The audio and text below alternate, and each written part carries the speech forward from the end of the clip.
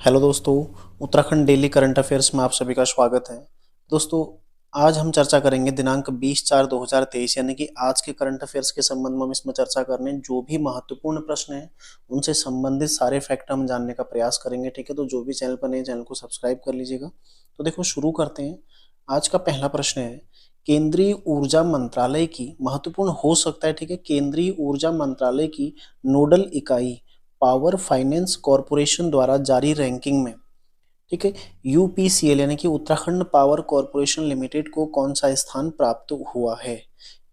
किससे संबंधित ये रैंक होगी? जो ऊर्जा कंपनियां हैं देश की, ठीक है, ऊर्जा कंपनियां, तो इन कंपनियों से संबंधित रैंकिंग है, ठीक है, जिसको केंद्रीय ऊर्जा मंत्रालय की नोडल इकाई पावर फाइनेंस कॉरपोरेशन द्वारा जारी किया गया है। तो इसमें उत्तराखंड की जो यूपीसीएल है यानी कि उत्तराखंड पावर कॉरपोरेशन लिमिटेड, इसको कौन सा स्थान प्राप्त हुआ है? 12वां स्थान इसमें प्राप्त हुआ है। ठीक है, पिछले वर्ष कौन सा स्थान था इसका? 13वां था। इस वर्ष कौन सा स्थान है इसका? 12वां स्थान है। इस रैंकिंग में कुल देश की 55 ऊर्जा कंपनियों को शामिल किया गया है। ठीक है, ये भी आपने ध्यान रखना है। यदि आप यूपीसीएल की बात करें तो यूपीसीएल की स्थापना कब हुई थी? 1 अप्रैल, ठीक है, 2001 को यूपीसीएल की स्थापना कब हुई थी? 1 अप्रैल 2001 को। और वर्तमान में इसके एमडी कौन है? अनिल कुमार। ठीक है, वर्तमान में इसके एमडी कौन है? अनिल कुमार। तो सारे फैक्ट यूपीसीएल के बारे में हमारे कवर हो गए। ठीक है, उत्तराखंड पावर कॉरपोरेशन लिमिटेड, ठीक है, यूपीसीएल की फुल फॉर्म होगी उत्तराखंड पावर कॉरपोरेशन लिमिटेड। देख लेते हैं इसको एक बार न्यूज में भी। तो यह है इसका न्यूज, देखिए, यूपीसीएल को देश की 55 कंपनियों में 12वां स्थान इसको प्राप्त हुआ है। ठीक है, तो 55 ऊर्जा कंपनियों को इस रैंकिंग में शामिल किया गया जिसमें यूपीसीएल 12वें स्थान पर है। और पिछले वर्ष की अपेक्षा इस बार यूपीसीएल ने एक रैंक का इसमें सुधार किया है। ठीक है, ध्यान रखिएगा। और यूपीसीएल का कुल जो प्रतिशत है कितना है? 81.7%। ठीक है, अगला प्रश्न देखते हैं।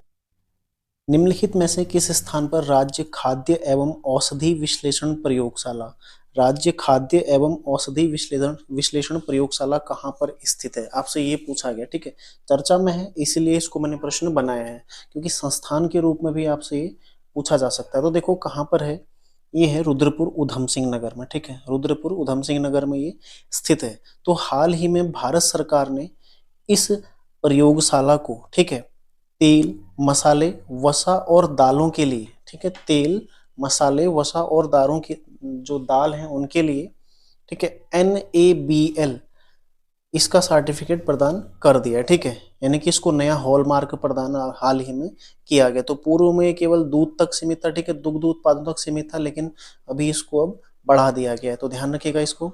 देखते हैं इसके बारे में अन्य चीजें, अन्य डिटेल इसमें जानते हैं।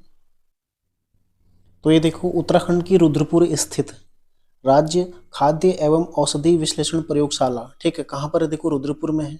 ठीक है, तो भारत सरकार ने इसको दुग्ध पदार्थों के बाद अब तेल, वसा, मसाले और दालों के लिए भी NABL, इसका फुल फॉर्म क्या देखो? National accreditation for board for testing and calibration laboratories, ठीक है, ये सर्टिफिकेट इसको हाल ही में प्रदान कर दिया गया है। तो यहाँ पर जो खाद्य पदार्थ हैं, देखो इनकी जांच रिपोर्ट अंतर्राष्ट्रीय स्तर पर भी अब मान्य होगी। ठीक है, तो ध्यान रखिएगा इसको।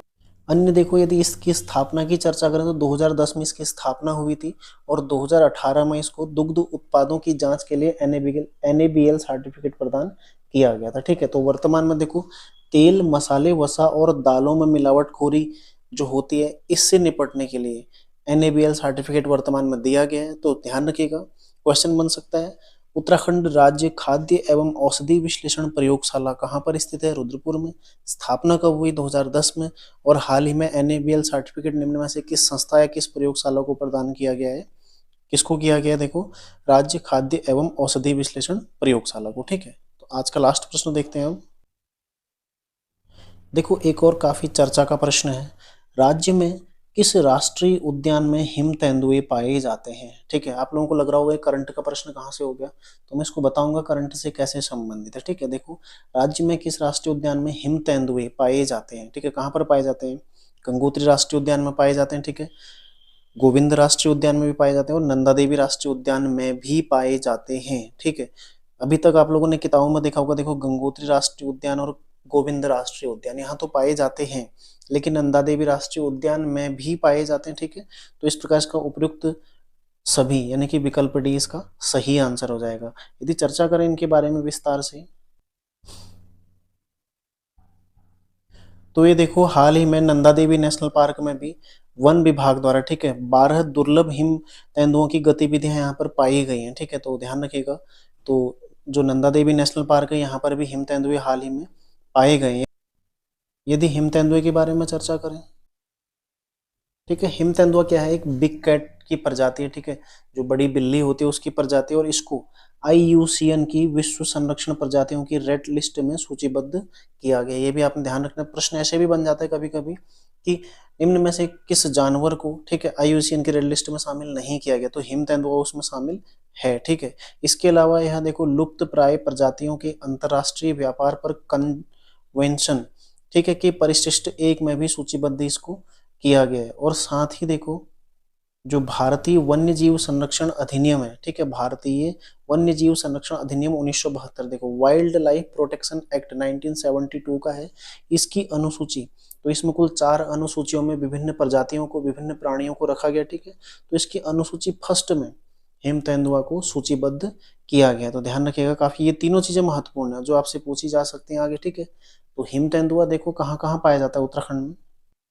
ठीक है, गंगोत्री राष्ट्रीय उद्यान जो कि कहाँ, ये दोनों कहाँ है, उत्तरकाशी, उत्तरकाशी में है, और नंदा देवी कहाँ है, चमोली में, ठीक है, यहाँ पाया जाता है। इनके साथ ही जो उच्च हिमालयी क्षेत्र है, ठीक है, उच्च हिमालयी क्षेत्र, उत्तराखंड के उच्च हिमालयी क्षेत्र, यहाँ पर भी हिम तेंदुआ पाया जाता है, ठीक है।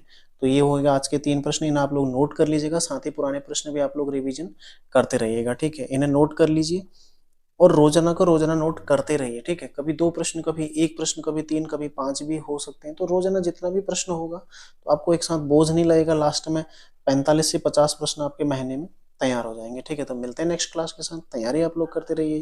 धन्यवाद।